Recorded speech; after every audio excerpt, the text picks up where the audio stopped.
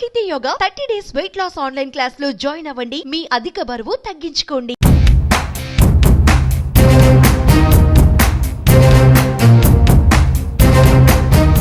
తల్లికి వందనం పథకంలో ఎంతమంది పిల్లలున్నా డబ్బులు పడతాయా?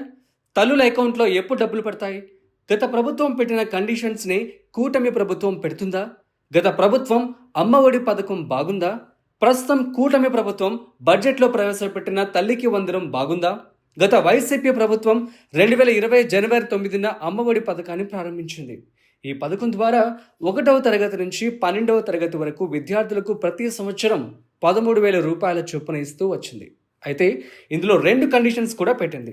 విద్యార్థులకు హాజరు 75% ఉండాలని చెప్పింది. అలాగే కుటుంబంలో ఎంతమంది చదువుకుంటున్నా ఒక విద్యార్థి అమౌంట్ని తల్లి ఖాతాలో వేసింది. దీంతో 2 3 పిల్లలున్న కుటుంబాలు నిరాశ చెందాయి.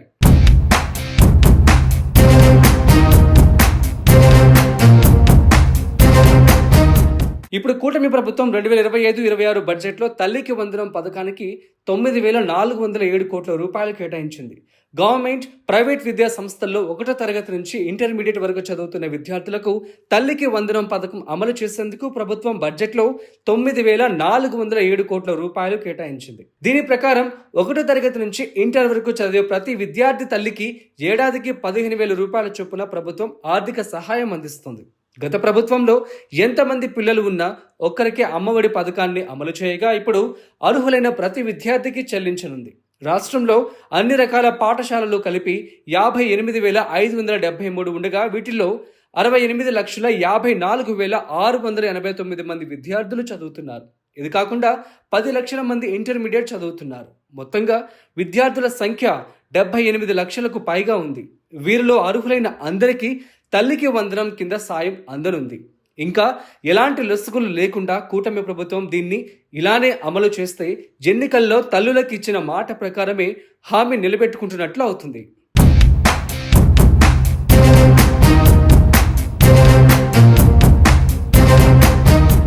గత ప్రభుత్వంలో అమ్మఒడి విషయానికి వస్తే 2020, 21, 22లో తల్లుల ఖాతాల్లో నగదు జమ అయ్యాయి. ఎన్నికల ముందు 23, 24 విద్యా సంవత్సరానికి అమ్మఒడి పడలేదు. దాంతో పిల్లల్ని అధిక ఫీజులు చెల్లించి మరీ చదివిస్తున్న తల్లిదండ్రులకు ఇబ్బందులు ఎదురయ్యాయి. అమ్మఒడి కోసం ఎదురు చూసిన పేరెంట్స్ దీన్ని మోసంగా భావించారు. ఇక కూటమి ప్రభుత్వం విషయానికి వస్తే 2024-25 విద్యా సంవత్సరానికి తల్లిదండ్రులకు తల్లికి వందనం నిధులు ఇవ్వలేదు. గత ప్రభుత్వ పాలన కారణంగా నిధులు లేవని, వైసీపీ ఖజానా ఖాళీ చేసిందని విమర్శలు చేస్తూ 8 నెలలు గడిపేసింది. దీంతో లైన్గా 2వ విద్యా సంవత్సరం కూడా అమ్మఒడి, తల్లికి వందనం 2 లేకుండా పోయాయి.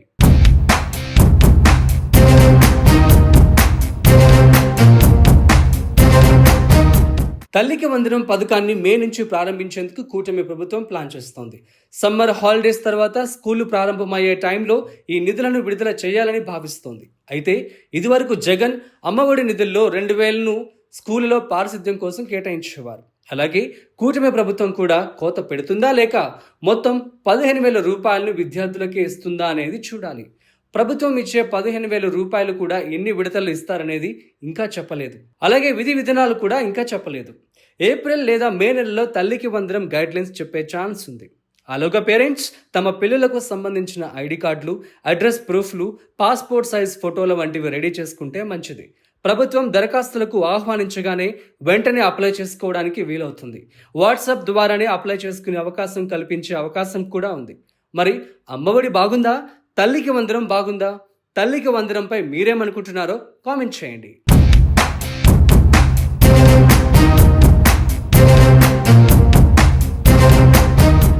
సుమన్ టీవీలో మీ పర్సనల్ అండ్ బిజినెస్ ప్రమోషన్స్ కోసం కింది నెంబర్కి కాంటాక్ట్ చేయండి.